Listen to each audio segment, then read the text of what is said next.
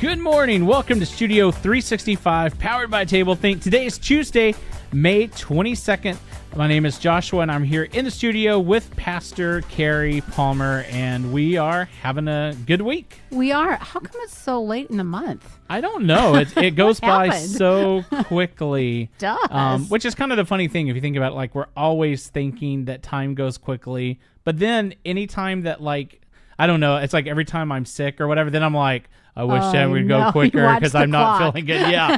Yeah. Or if I'm waiting for, if I'm cooking something, those are the times. But yeah, I'm like, I am the one who sits there, what's that? The watch pot never boils or whatever. Yeah. I'm the one always watching, waiting. Oh, see, I get really busy with other things while things are cooking.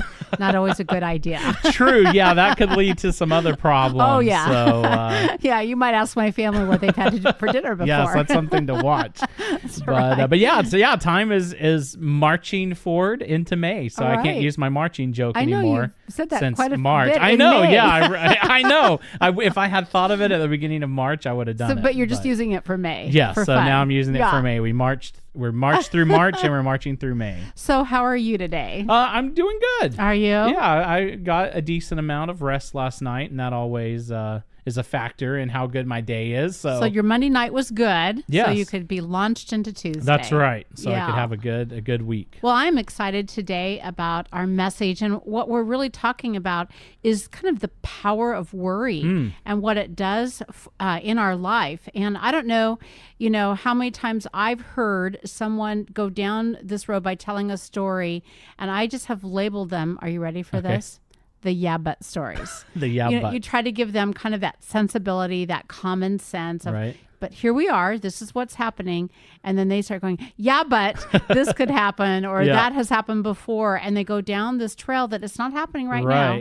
We're okay right now. But they see ahead, but they see it with worry. Yeah. Have you talked to someone that way? I'm asking you some hard questions today. Don't worry about it. I would think that I actually, because I'm someone who kind of when I think about the future, I really lay out all possible options. Okay. Yeah. So I've probably spent time where I've walked myself down that same trail.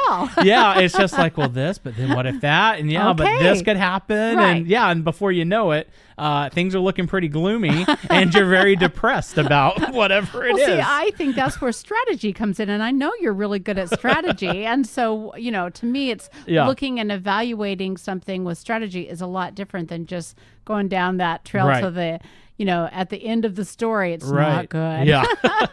Well, in the book of James, we've talked about this before about wisdom. And in that same passage in James 1, it starts with verse 5 and about wisdom. And then it goes into what happens. It says that he must ask in faith without any doubting. For the one who doubts is like the surf of the sea. And I would just insert worry in this.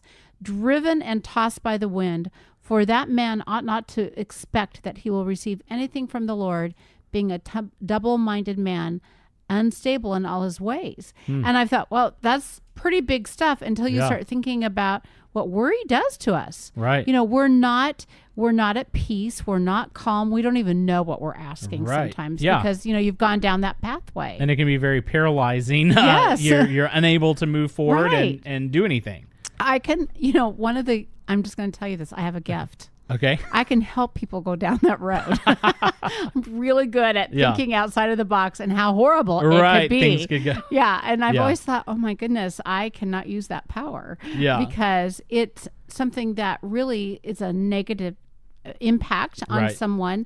And instead, I think that there is this whole other scenario of saying, but this could be the answer. Yeah. This could be how it goes. Right. And so the first thing that I always ask people when I'm sitting down with them is what I'm going to ask you. Are you ready? Okay. Is that the story right now? Yeah. What are you going to say? Well, no, but it could be. Right. Yeah. Right. Yeah. Right now, it's not all those terrible things I'm So let's thinking. take it from here. Yeah. And let's talk about what God wants for us. Right. And what God wants for us is what we've talked about all the way through since Studio 365 came to be, is that God wants good. Yeah. We've talked about good so often and don't even think that we're not going to talk about it more because I think we sometimes as human beings have it in our head that God doesn't understand where we're at or what's happening. and that good is not for us. Right. So, that mentality, I've been in churches that have that mentality that, if you do this, it's not going to be good. Right. Yeah. And so we kind of follow that train of thought. Maybe it doesn't even exist anymore. Back in the day, you would sit and you'd be scared to death. Well, Right. God is the God that promises good. Yeah. And so I think that as we're going through this week, that if we remember, let's don't be double-minded with worry. Let's be stable, not unstable, by just taking the story where it's at and looking where God is going to move it into the good. So Joshua and friends, I will talk to you tomorrow in Studio 365. Well, thank you for joining us for this episode, and we will see you right back here tomorrow.